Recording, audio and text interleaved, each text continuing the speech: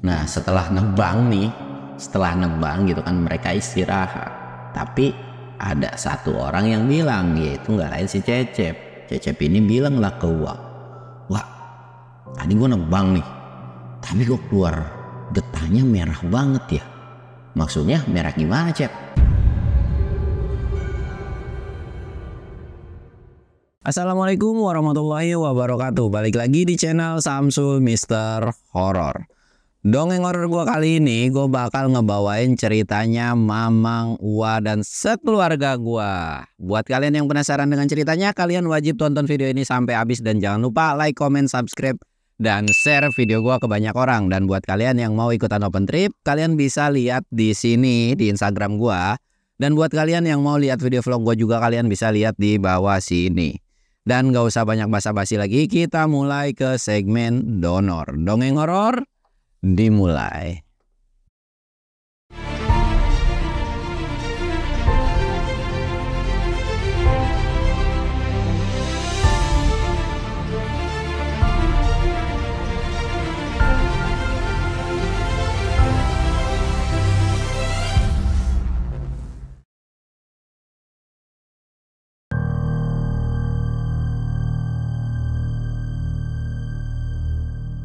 Oke cuy, sebelum masuk ke ceritanya kita ritual kayak biasa.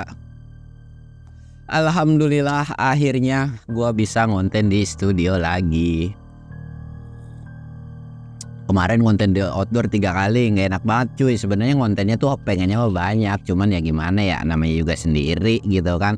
Udah gitu kan kendalanya di hujan terus. Dan gue bakal mau ngasih tahu nih bahwa kemarin tuh di rumah yang kosong itu tuh bangunan sebenarnya masih tetap rumah-rumah mau jadi sih, cuman ditunggu prosesnya tuh atau biar bagus itu rumahnya tuh gara-gara di rumah tersebut ada kasus bundir cuy, ada yang meninggal di situ gara-gara depresi, tapi bukan yang punya rumahnya ya. Nah semenjak ada kasus itu tuh rumah itu tuh kayak ditinggalin setahun lah, kayak dibiarin dulu, udah diinin. Nah gara-gara ada kasus bundir itu di rumah itu tuh sering banyak penampakan gitu. Dan gue juga kagak tahu lagi, tiba-tiba dikasih tempat di situ, dan pas dikasih taunya pas udah kelar emang jancuk. Punya temen tuh kayak ngeselin banget. Pokoknya kalau di outdoor tuh kalau berdua gue masih berani lah cuy. Ya sendiri juga kemarin kan ya maksain mah berani-berani aja gitu. Cuman ya kalau merinding mah ya gimana ya, agak ngeri-ngeri sedap gitu kan. Pagi kemarin tuh gue ngeliat kayak sekelebatan begitu pas lagi ngonten, kayak hilang fokusnya tuh kayak krik-krik gitu. Kalau berdua kan masih enak, ada temen ngobrol, ada di depan ada orang lah. Ini kalau sendiri, ntar lah tungguin gua sampai bisa ngegaji orang lagi. Nanti gua di outdoornya agak seringan gitu ya. Kemarin juga karena berhubung lagi pulang kampung aja ya kan. Oke, kita bakal lanjut ke ceritanya. Jadi ini tuh cerita full tim cuy. Bisa dibilang kayak full tim squad lah dari keluarga gua gitu kan. Tapi pada zamannya ini tuh entah di tahun 90-an atau 2000-an ya. Pokoknya pada masa zaman Presiden Ibu Megawati kalau nggak salah ya. Nah pada saat itu tuh ada sebuah kebebasan yang namanya nembang pohon itu diperbolehkan cuy. Atau bisa dibilang nggak ada kena hukum. Kalau di kampung gua tuh namanya tuh zamannya tuh zaman Rangkewon, dimana orang bisa nebang pohon sembarangan, si pohonnya itu bisa dipakai buat bahan kayu sendiri dan sebagainya lah gitu kan.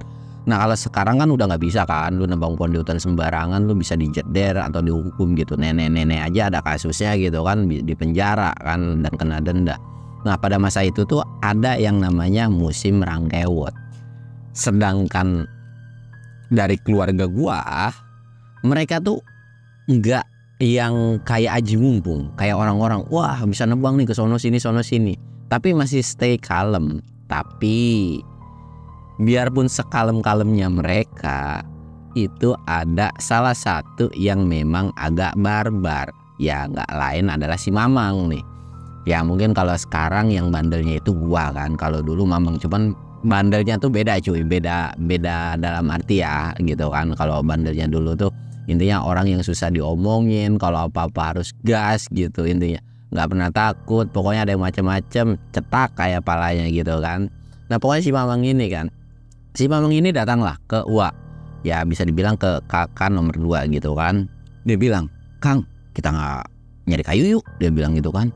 "Yang lain udah pada semua nih, masa keluarga kita nggak ada yang ngambil gitu kan." Gua tuh kayak bilang, elah nggak usah lah ribet gitu kan, daripada omongan orang jadi omongan gitu kan.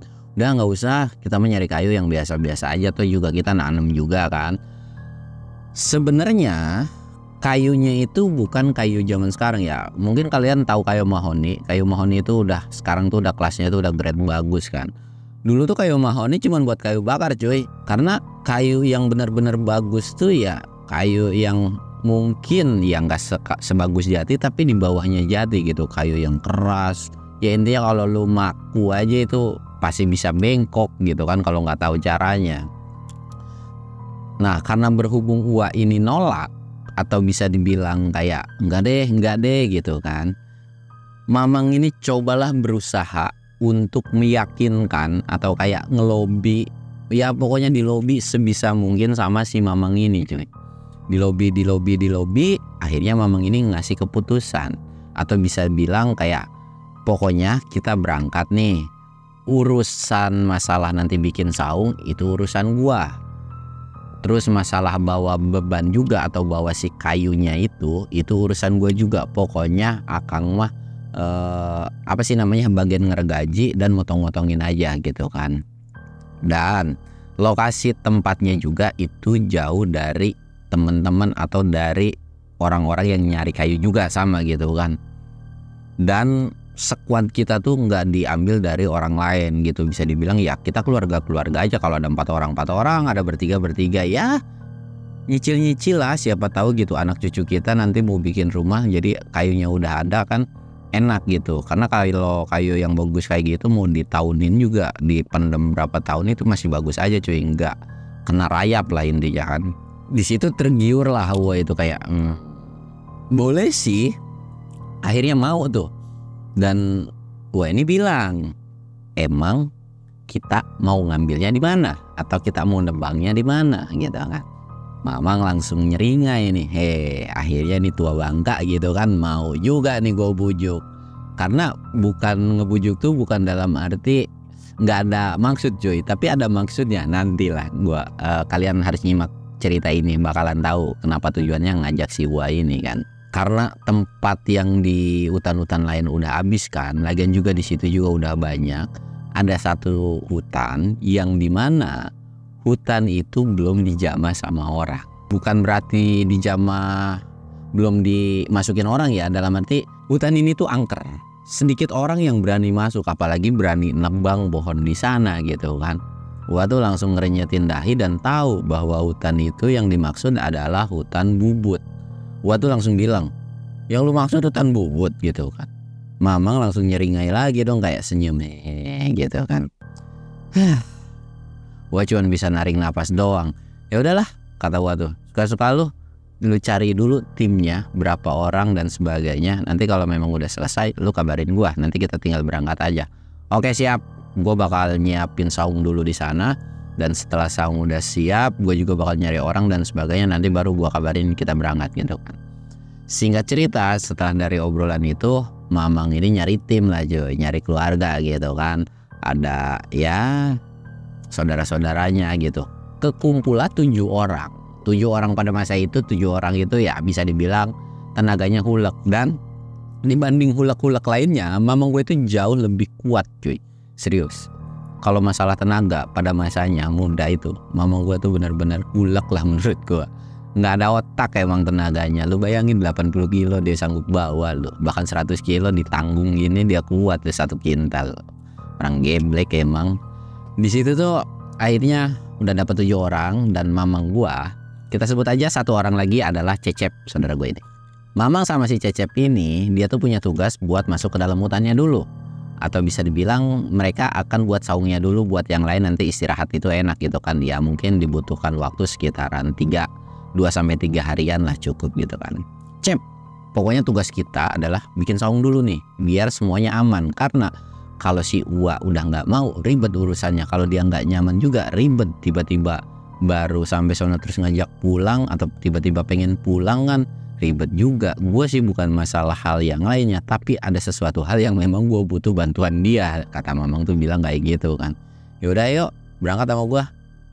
Berangkatlah dia tuh berdua kan ke masuk hutan bubut ini cuy.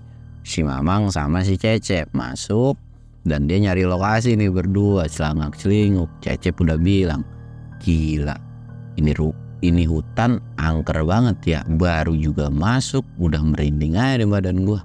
Ya elah, takut banget sih sama kayak begituan. Ada mah di depan, bacok aja bacok, dia bilang gitu. Nah kalau ngomong lu kayak orang benar, kata si Cecep tuh. Ntar giliran ada aja ditambakin yang ngibrit juga. Ya elah, masalah ngibrit mah urusan belakangan kali, yang penting kita usaha dulu.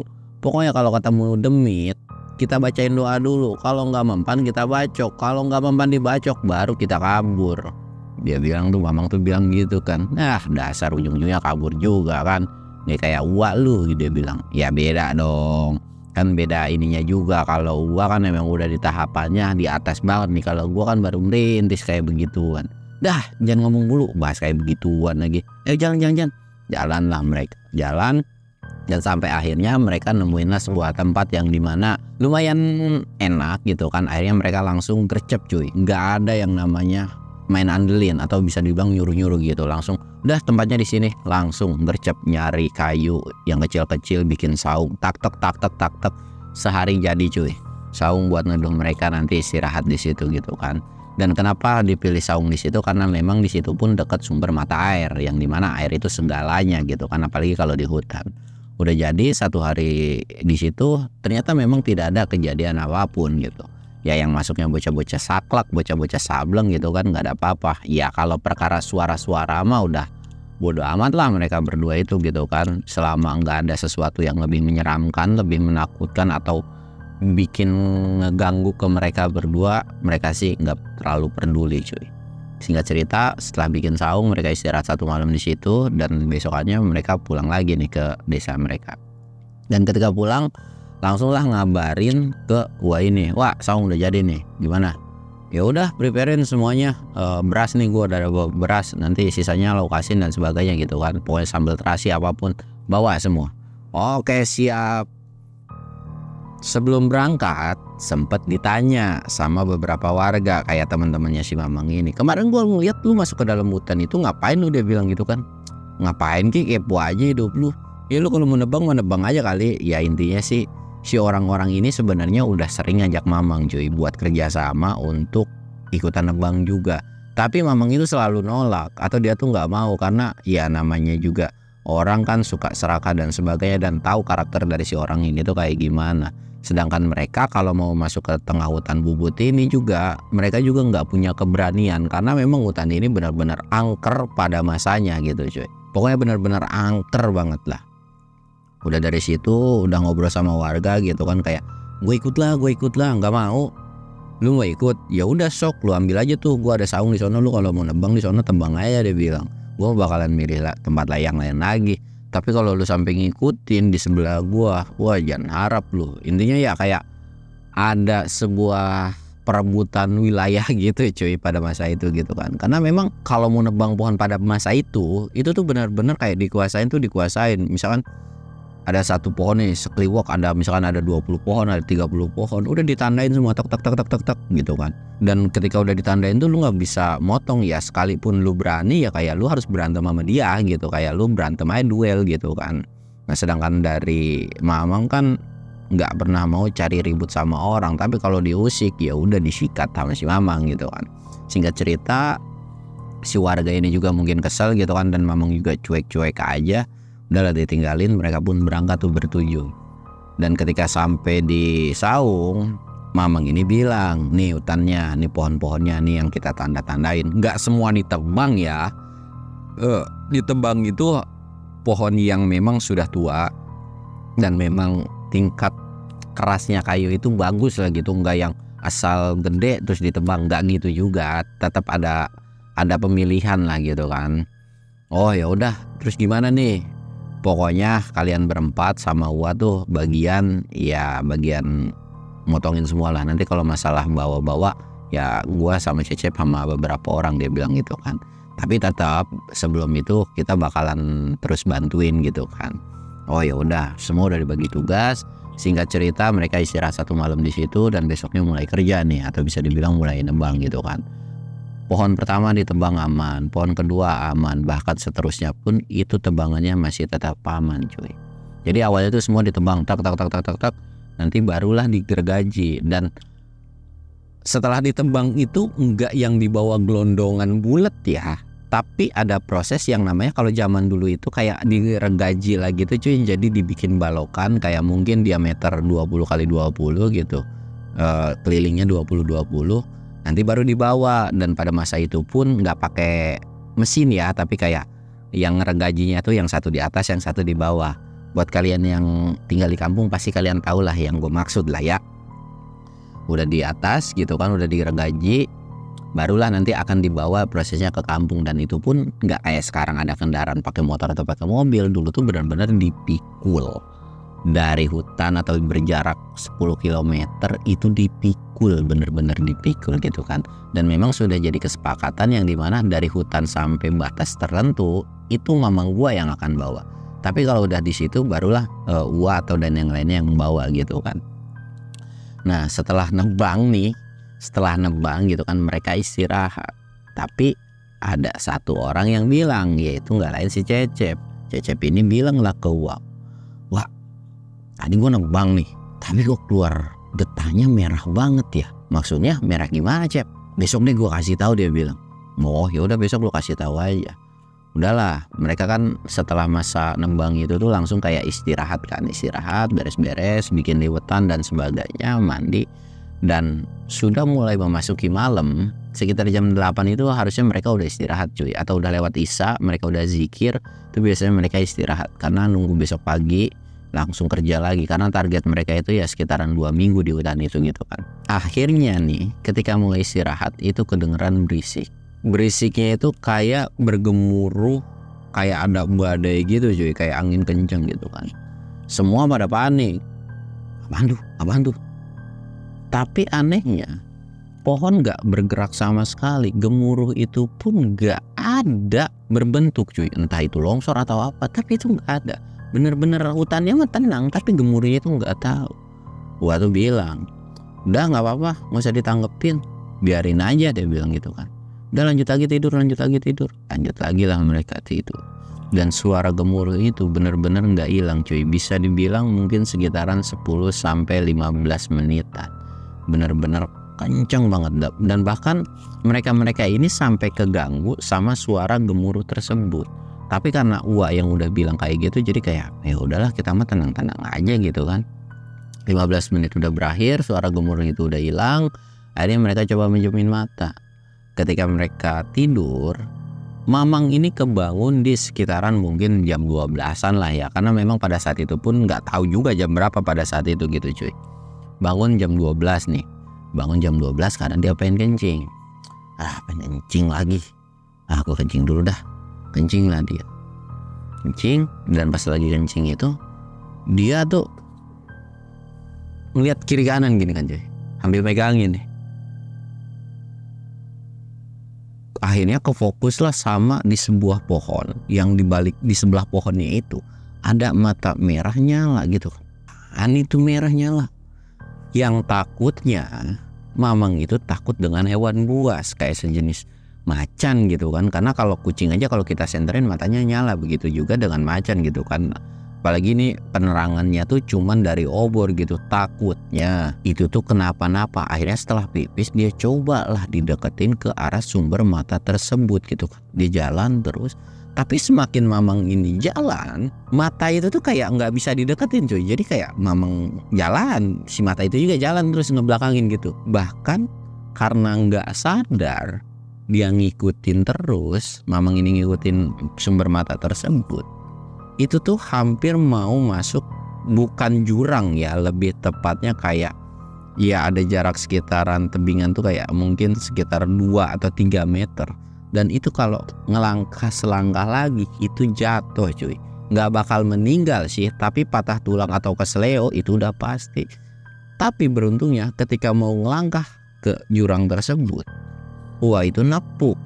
Lu mau kemana? Dia bilang. Akang, kagak, gue tadi ngeliat mata, gue takutnya ada macan. Dia bilang gitu kan. Udah kagak usah lu samperin, lagian lu kayak kagak tahu aja ini hutan modelan kayak gimana. Itu bukan macan, lagian juga kalau macan nggak mungkin kayak gitu. Dia bilang kan. Gua tuh seolah kayak tahu kalau hewan buas itu kalau lagi ngintai itu kayak gimana gitu kan. Udah biarin aja, jangan lu samperin, nanti malah lu kenapa-napa lagi, ngeribetin aja. Dia bilang gitu kan. Udah balik lagi lah mereka berdua. Balik lagi, dan akhirnya mereka berdua ini nggak bisa tidur kan. Akhirnya ngopi-ngopi tuh mereka berdua ngopi-ngopi. Dan pas lagi ngopi-ngopi, Mamang ini bilang, gimana Kang, aman gak nih hutan gitu kan. Gue tahu lu ngajak gue ke sini biar bisa nangenin di sekitaran sini kan, bukan karena lu nggak bisa nebang nih pohon, tapi lu takut dengan sosok yang ada di sini. Dan Mamang itu bilang kayak, gua kalau memang udah tahu, kenapa nggak diem aja gitu kan, karena memang tujuannya tuh ya buat nanganin hal yang seperti itunya. Ya Mamang ini beralasan dengan kayak, kalau misalkan di hutan lain itu kan udah banyak tuh yang nebang, sedangkan hutan ini pohonnya masih bagus, ya masih rapet juga, dan yang nggak akan kalah bersaing lah dengan penebang-penebang lainnya gitu kan. Dan lagian juga di sini sepi, nggak harus rebutan pohon dengan orang-orang lain gitu. Mamang tuh beralasan kayak gitu. Iya sih, tapi kan dengan segala resikonya juga. Udah gitu si Cecep juga bilang kemarin nebang tiba-tiba ada keluaran cairan merah. Gua sih feeling kita udah diintai, kata si gua tuh. Diintai maksudnya ya intinya penunggu sini atau sosok yang paling ditakutin di sini itu tuh udah ngintai kita, merasa terganggu, terusik, dan ngerasa kayak kesel kalau pohon-pohon di sini tuh udah kita tebangin. Ngomong tuh cuman bilang, ya kan ini pohon juga bukan punya dia doang, lagian juga kita nebang kagak asal tebang-tebang aja, kita nebang yang memang benar-benar udah tua kok, dan gak banyak juga. Dia bilang gitu kan. Udahlah Kang, makanya gua kan bawa lu biar ada yang nanganin masalah kayak beginian. Nyusahin aja punya adik, dia bilang gitu kan si gua ini. Akhirnya yaudah, gua mau keliling dulu dah, lu tidur lagi, kagak usah ngikut-ngikutin gua. Nah gitu dong. Akhirnya Mamang ini tidur dan gua ini akan keliling lah, bisa dibilang kayak ngasih pagar gitu lah cuy, gimana caranya supaya saung mereka itu nggak terganggu. Singkat cerita, di malam itu nggak terlalu ada gangguan yang berlebihan lagi. Dan ketika besok paginya, gua ini ngecek lah ke pohon yang dimana udah ditebang sama si Cecep.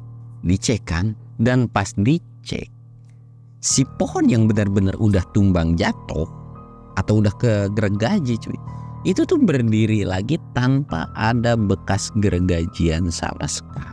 Benar-benar satu pohon itu doang ya, tapi pohon yang lain yang udah dipotong itu benar-benar udah jatuh. Tapi untuk satu pohon itu berdiri lagi cuy. Loh, oh pohonnya berdiri lagi dah. Cecep tuh kayak kaget kan. Gua cuman geleng-geleng doang. Udah Cep, gak usah ditanggepin, lu ganti pohon yang lain aja, yang ini gak usah ditebang, gak boleh, dia bilang kata gua tuh. Ya lah capek-capek gua nebang nih pohon, tiba-tiba berdiri lagi, bisa-bisanya nih pohon berdiri lagi. Ditendang lu pohon sama si Cecep, truk gitu kan. Lu tahu setelah ditendang itu ada sebuah dahan atau ranting yang hampir banget niban ke ini, ke orang di kepala. Ini sebelah banget tuh, dan dahannya tuh segede gini. Itu tuh seolah kayak pohon itu pun kayak kesel gitu kan. Gua tuh langsung astagfirullahaladzim, langsung negur lah si Cecep ini. Makanya lu kalau masuk rumah orang ya yang sopan, jangan kayak gitu. Biarpun ini pohon tiba-tiba berdiri lagi, ya udah mungkin nggak boleh, kita cari pohon yang lain aja. Iya Kang, maaf. Iya gua nggak lagi. Cecep tuh sambil ngomong ke entah ke siapa gitu kan. Ya udah maaf ya, gua nggak lagi ya. Ya udah maafin. Ya udah tuh akhirnya setelah pohon itu nggak boleh ditebang sama gua, Cecep ini nyari. Dan setelah singkat ceritanya nih cuy, selama 3 hari itu nggak ada gangguan yang berlebihan, cuman sebatas penampakan, ditampakin mata merah doang kayak gitu. Nggak tahu mata merah itu mungkin karena kelilipan atau kelamaan di motor, gue juga agak tahu lah ya. Setelah selesai 3 hari ini, beberapa kayu itu udah ada yang selesai, atau bisa dibilang udah ada yang memasuki proses selesai dibikin balokan 20 kali 20 gitu kan. Dan panjangnya pun itu sekitaran 3-4 meter.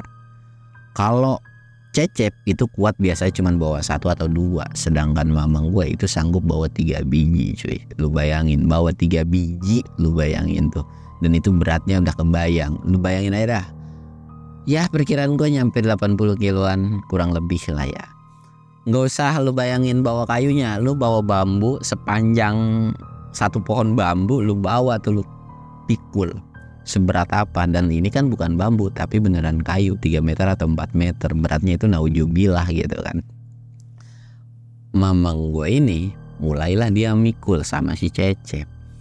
Di pikulan pertama ini atau ronde pertama nih, ritan pertama, aman dong, didropin lah ke tempat yang sudah dikasih titik nih. Sedangkan yang lain mah ya kerja aja gitu cuy.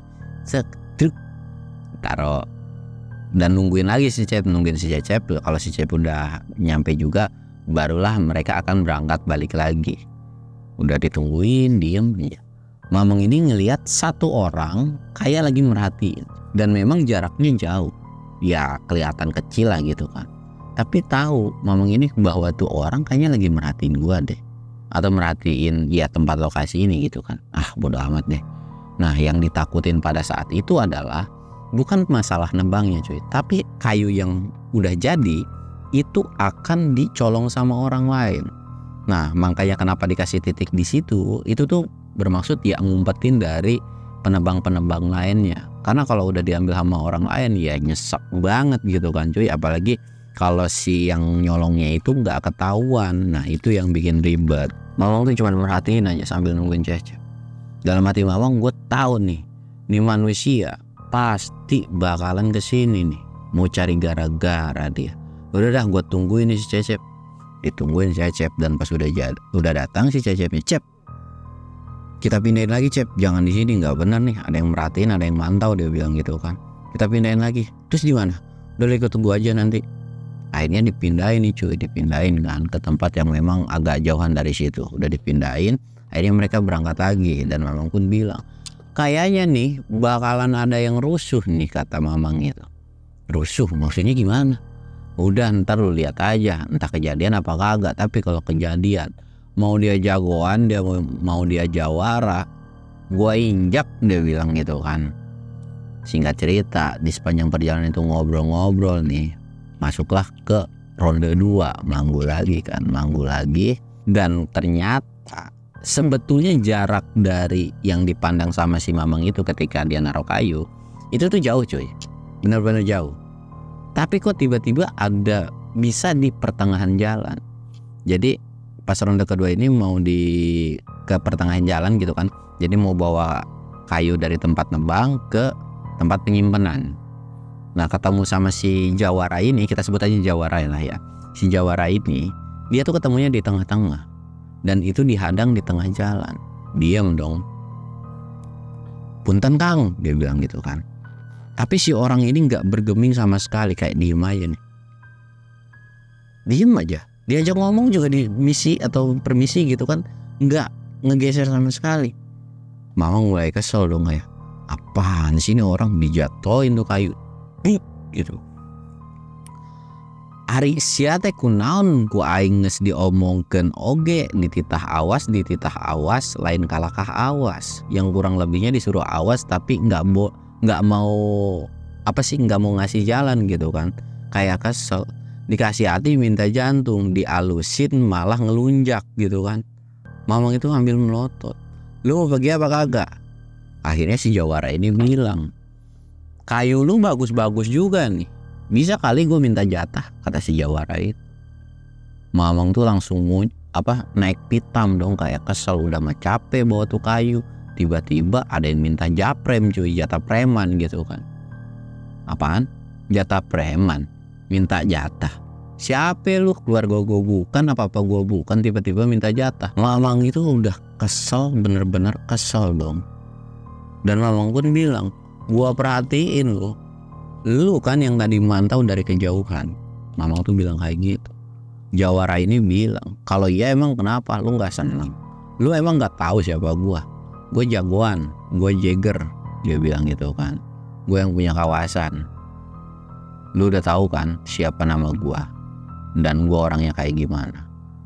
Ya Mamang itu memang tahu cuy siapa si Jawara ini. Ya bisa dibilang dia tuh preman kampung yang memang sudah terkenal juga.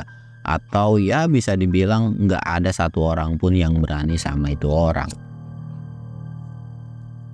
Tapi nggak beraninya orang itu zaman dulu tuh bukan berarti nggak berani ya cuy. Bukan nggak berani berantem gitu. Lebih ke banyak orang-orang yang menghindari berantem. Nah begitu juga dengan si Mamang. Tapi selama Mamang itu nggak diusik, Mamang mah masih masa bodoh. Tapi kalau udah diusik lain cerita. Dan perkara menang atau kalah itu urusan belakangan. Prinsip Mamang tuh kayak gitu. Mamang langsung naik pitam dan kesel. Mamang tuh bilang, mau kata lu Jawara, mau kata lu jagoan, gua mah nggak peduli. Lu ngusik gua usik balik. Kalau misalkan gua nggak mau ngasih jatah, lu mau ngapain? Mamang tuh bilang kayak gitu. Nih si Jawara makin nyolot dong. Berani lu sama gua, dia bilang kan. Nggak takut lu. Lu kalau memang nggak mau ngasih jatah, jangan salahin gua. Kalau ada bagian dari tubuh lu yang patah atau sampai kenapa-napa. Mamang tuh kayak seolah ditantang kan. Gua nggak takut dah, biar kata lu punya ilmu kebal, ilmu kagak bisa dibacok, gua nggak peduli. Yuk, lu kalau memang mau bikin perhitungan sama gua dan lu masih kekeh mau ngerebut kayu ini dari gua, lu berantem dulu sama gua. Dia bilang gitu. Dan kalau memang lu berani, gak usah pakai senjata. Nih, tangan sama tangan. Zaman dulu tuh cuy, ribut itu 1 lawan 1, by one. Nggak pakai keroyokan, pukulan. Nih, tangan ya kena tangan lagi. Nggak ada yang pakai senjata pakai apa. Berantem tuh pure berantem. Kalau sekarang kan zamannya keroyokan. Ya keroyokan mana kecil juga berani cuy. Tapi kalau 1 lawan 1, nggak itu badan kecil, badan gede, nggak dipermasalahin. Kerennya orang zaman dulu tuh kayak gitu kan. Akhirnya mereka itu berantem lah cuy. Berantem pak pikpuk dan mungkin berantemnya tuh udah ada sekitaran 5 menit gitu kan. Tiba-tiba si Cecep ini datang, kaget dong. Si Mamang tiba-tiba kayak lagi berantem gitu kan. Weh ngapa nih kayak orang bego. Yang dimana dia juga bingung apa permasalahannya. Tapi si Mamang ini bilang, udah lu diem aja di situ, gak usah dibantuin. Gue pengen ngasih pelajaran nih sama orang model-modelan kayak begitu. Sampai akhirnya si Cecep juga karena bingung kan, dia diem aja. Berantem terus dan itu berantemnya mungkin sekitaran 15 menitan cuy. Tapi ketika saking asiknya mereka berantem nih cuy, tiba-tiba ceritanya pun udah selesai nih cuy. Dan bakal gua lanjut di part 2 nya. Memang di part 1 ini tidak ada yang menyeramkan. Ya masih spill tipis-tipis. Tapi di part 2 nya itu beneran bakalan parah banget. Apalagi ini cerita-cerita zaman dulu gitu kan. Dan buat kalian yang penasaran, kalian wajib tungguin nanti di part 2 nya. Gua Samsul undur diri. Assalamualaikum warahmatullahi wabarakatuh.